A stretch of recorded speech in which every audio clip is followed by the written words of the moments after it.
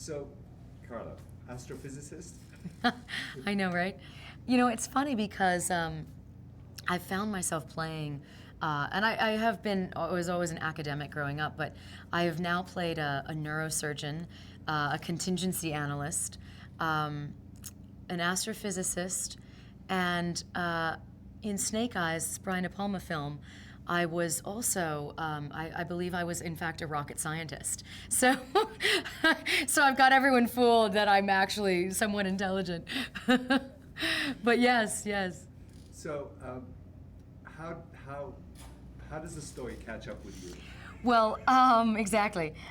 Basically, Dr. Alex Friedman, my character, is a discredited astrophysicist. Discredited only because she does believe that there's enough documentation and enough evidence that, in fact, alien life probably does exist on some level.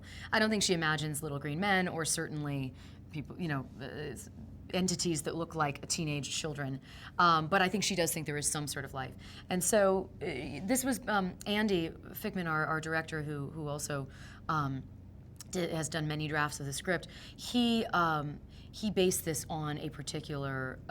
He based elements of this character on certain elements of another doctor who basically was. The idea is that she's probably been schooled at Harvard or Stanford and moved around to a couple of different universities teaching about this, and as soon as she kind of says that, she's discounted and ultimately has been taken off the staff of several universities. So even though she's very bright, she's sort of a little bit ahead of her time. It's like it's the way I like to think about it. And so ultimately now she has been relegated to giving lectures at the UFO con in Las Vegas. And so of course she thinks, at least these will be people who will understand what she has to say. But her lecture is much too dry for them because all they're interested in is crop circles and alien abductions and, and sort of, so she can't, she's really, at a low point, at the point at which she meets Dwayne's character Jack, who's a cab driver, and who basically brings these two kids to her and says, can you help us? These kids are aliens. And she's like, yeah, you're, because I'm the nut job at the UFO convention, that's why you're coming to tell me? You think I'm going to believe that? And then, we see what happens. So what is it that these kids can do?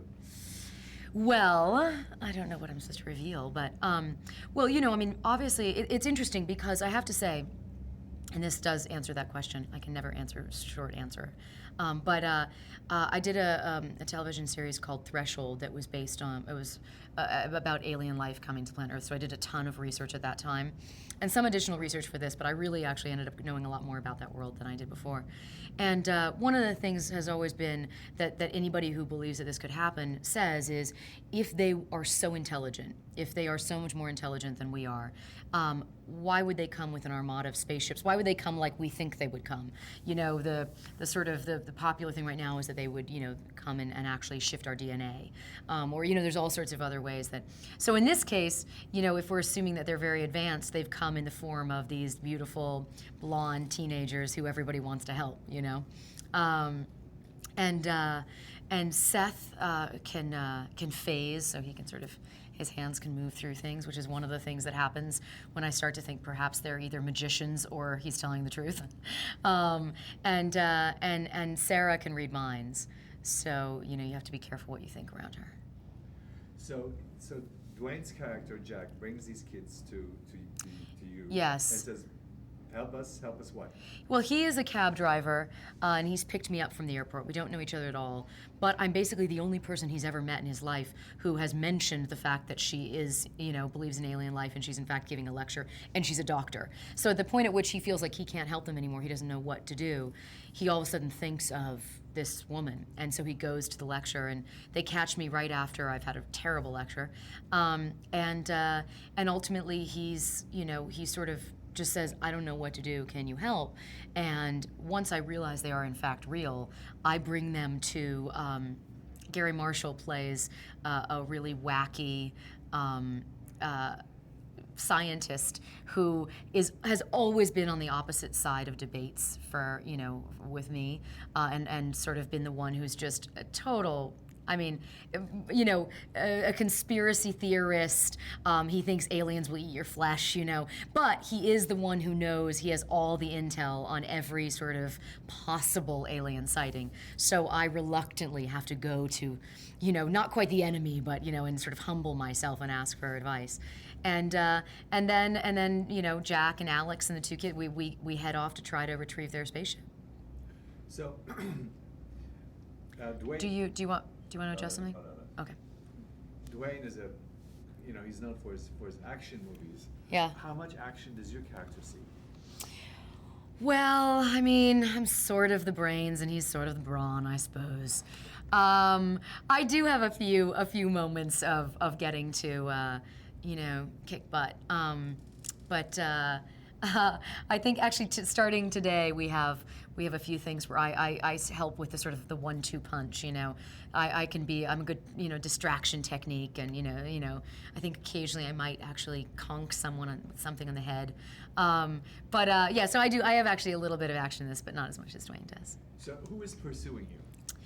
Well, the FBI basically, the theory is that there's a department, you know, of the government that is aware of alien life and the possibility of that, and in this world, and that they are very well aware that the spacecraft has crashed, and they have pretended it's a big chlorine spill, and you know, and so there's this big area of the desert that's cordoned off, and so Kieran Hines and Tom Everett Scott and just a bunch of really, really wonderful actors are sort of the ones who are continuously chasing us, and who really have a lot more information than we do, and we really are the underdogs in the situation. And Kieran, as you know, is just such a phenomenal actor, and in all of I've been a fan for so long, but also just in seeing the footage of this character, it's so beautiful what he does, because he is so grounded and so real and so intimidating. But that's been a really great thing about actually the way that Andy has wanted to do this movie, and that I think is really important, is when you have a subject matter like this where you're dealing with fantastical elements, you really want to be able to actually play it very real, because that is the way that an audience can enter into it, and as an audience you actually believe these things could happen when you're in that movie for that 2 hours, you know. So, but yeah, so they're chasing us, and ultimately we have to go into the lion's den, into Witch Mountain itself, which is where they are, because that's where the spacecraft is being held and studied, and ultimately so are the kids, and so we have to go in, you know, and basically, against all odds, try to get them out. And now there's a alien that's also pursuing, Yes, right? yes, and there is the siphon. Yes, the siphon is, sorry, go ahead. Oh, the siphon is basically, I mean, actually, in truth, Dwayne and ASR, Anna Sophia Robb, and Alex could probably tell you more, because I haven't worked with the siphon yet, but I've seen pictures and some footage of it, and yeah, it's got a great sort of dark Terminator element. He's really creepy and cool, and he's basically on their planet. There has been they've created these sort of war machines to some extent to go and kill, as my character asks at one point, are they bred to hunt? And they say, no, they're bred to kill. So he's sort of on a mission to stop them from trying to basically save their planet and our planet, because some of their planet, the people on their planet actually want to come and just take over Earth, in which case we would not have a home.